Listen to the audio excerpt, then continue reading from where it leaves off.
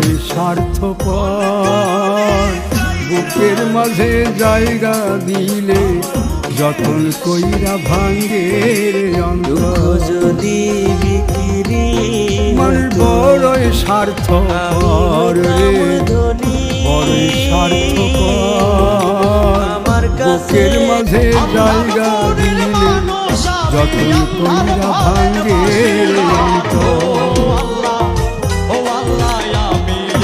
অচিনা এক জংলা পাখি যতন কইরা বুকে রাখছি, বুকের পাঁজর ভাঙ্গা শেষে সাজায় অন্যের ঘরে, সাজায়